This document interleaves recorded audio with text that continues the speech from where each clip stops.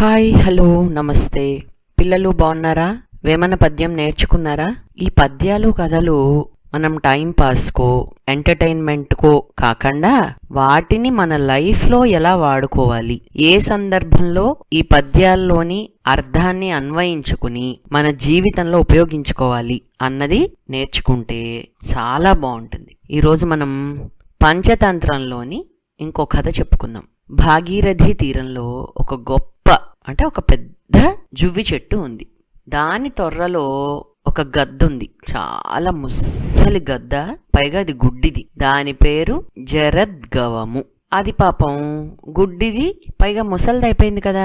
బయటికి వెళ్ళి ఆహారం సంపాదించుకోలేని నిస్సహాయ స్థితిలో ఉంది, అంటే హెల్ప్లెస్ కండిషన్. అందుకని ఆ చెట్టు మీదే ఉండే ఇతర పక్షులన్నీ పాపం ఇది పెద్దదైపోయింది, ఓకే మనమే దీనికి ఆహారం తెచ్చి పెడదాం అని అనుకున్నాయి. రోజు అవి తెచ్చుకున్న ఆహారంలో దానికి కూడా కొంచెం ఆహారం తెచ్చి ఇచ్చేవి పక్షులన్నీ. అయితే ఈ ముసలి గద్ద ఏం చేసేది, దానికి బదులుగా ఈ పక్షులు ఆహారం కోసం బయటికి వెళ్తాయి కదా గూడు వదిలేసి, మరి ఈ పక్షి పిల్లలు గూట్లో ఉంటాయి కదా, అందుకని వాటిల్ని జాగ్రత్తగా కాపలా కాసుకుంటూ ఉండేది. అయితే అట్లా ఆ పక్షులు ఈ గద్ద కూడా చక్కగా ఉంటున్నాయి.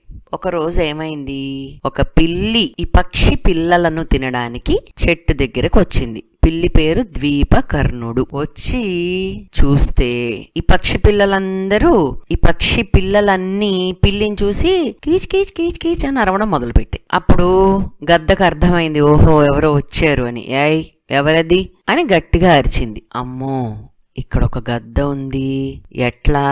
మామూలుగా కళ్ళు ఉంటే గద్దకి పిల్లి భయపడేది, కానీ గద్ద గుడ్డిది కదా. పిల్లేమనుకుంది, ఎట్లయినా సరే దీన్ని మనం మోసం చేసి ఈ పిల్లల్ని ఎట్లయినా తినాలి అని, నేనేనండి ద్వీపకర్ణుడనే పిల్లిని అని జవాబిచ్చింది. అయితే నాకేంటి, తక్షణం వెళ్ళిపో, లేదంటే ఇంకేం లేదు, నీకు ప్రాణాలు ఉండవు అని అరిచింది గద్ద. పిల్లంది, అలా కాదండి, ఫస్ట్ నా మాట వినండి, తర్వాత మీకేమనిపిస్తే చేయండి. నేను అవడానికి పిల్లిని అయినా నేను మాంసం ముట్టుకోను, నేను నిజం తప్ప అబద్ధం ఆడను, నేను బ్రహ్మచారిగా ఉంటున్నాను, వ్రతం ఆచరిస్తున్నాను, ఈ పిల్లి జన్మ ఎత్తినందుకు పాపం పోగొట్టుకోవడానికి అన్ని పుణ్యమైన పనులు చేస్తూ ముక్తి కోసం ఊరూరా తిరుగుతూ ఎక్కడ ఎవరికి సహాయం అవసరమైతే వాళ్ళకి సహాయం చేస్తూ కాస్త పుణ్యం సంపాదించుకోవడానికి ప్రయత్నం చేస్తున్నాను. ఇక్కడ అలా తిరుగుతుంటే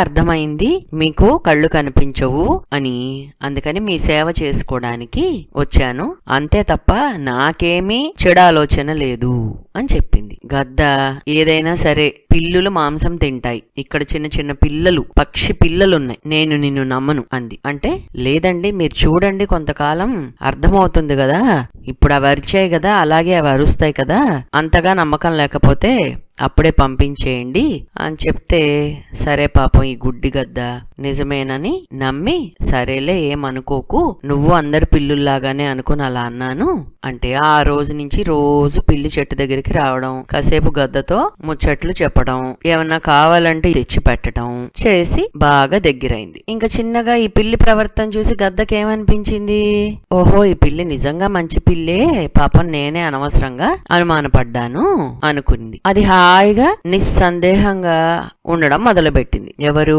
గద్ద. పిల్లుంది అనే భయం పోయింది దానికి, అంటే ఇది పిల్లల్నేమీ చెయ్యదు అని నమ్మేసింది గుడ్డిగా. ఈ పిల్లి ఏం చేసింది, గద్ద పూర్తిగా నమ్మింది అని తెలిసాక, మీరు కావాలంటే కాసేపు రెస్ట్ తీసుకోండి, నేను ఈ పిల్లలకు కాపలాగా ఉంటాను అని చెప్పి ఇది చక్కగా గద్ద కాసేపు రెస్ట్ తీసుకుంటున్న టైంలో పక్షి పిల్లల్ని తీసుకుని వెళ్ళడం, తినేయడం, తినేసాక ఆ పైన ఈకలు ఎముకలు మిగులుతాయి కదా అవన్నీ తెచ్చి గద్ద ఉండే తొర్రలో పడేయడం. పాపం ఇది గుడ్డిది కదా, దీనికేమో కనపడదు. ఈ పక్షులకు అర్థం కాల, ఇదేంటి రోజు చక్కగానే ఉండేవి పిల్లలన్నీ చచ్చిపోయాయి, ఎవరు చేస్తున్నారు ఈ పని, మరి ఇన్నాళ్ళు గద్ద కాపలాగా ఉంది కదా, చూద్దాం ఏమైందో, దాన్ని అడుగుదామని తొర్ర దగ్గరికి వస్తే ఆ గద్ద తొర్రలో ఏమున్నాయి, ఈ పిల్లల ఈకలు ఎముకలు ఉన్నాయి కదా. ఇవన్నీ చూసేసరికి పక్షులకి గద్ద మీద అనుమానం వచ్చింది. అయ్యో, ఇది ముసల్ది మంచిదని మనం దీనికి అన్నం పెడుతుంటే ఇదేంటి మన పిల్లల్ని తినేసింది, పాపం పిల్లి తిందని వాటికి తెలియదు, పిల్లి తిందని గద్దకి తెలియదు. ఆ పక్షులన్నీ కలిసి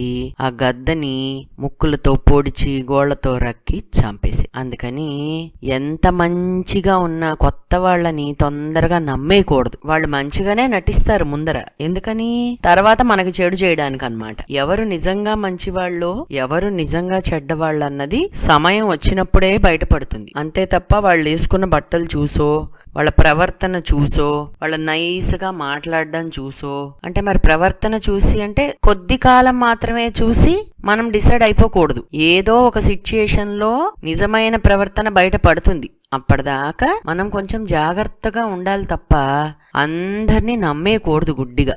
పిల్లలు, ఇది మీ జీవితంలో కూడా ఎంతో మంది కొత్త వాళ్ళని మనం కలవాల్సి వస్తుంది. ఎంతో మంది కొత్త వాళ్లతో మనం ఉండాల్సి వస్తుంది. అలా అని వాళ్లతో పరిచయమే చేసుకోకూడదు కాదు, అన్నీ నమ్మేసి చెప్పడము కాదు. ఎవరిని ఎక్కడ ఎంతలో ఉంచాలో, ఎవరిని ఎంత నమ్మాలో జాగ్రత్తగా గమనించుకుని చెయ్యాలి. అర్థమైందా? బాగుందా కదా? Please like, share, subscribe and please subscribe life with symphony channel also. Okay, మళ్ళీ కలుద్దాం. Thank you.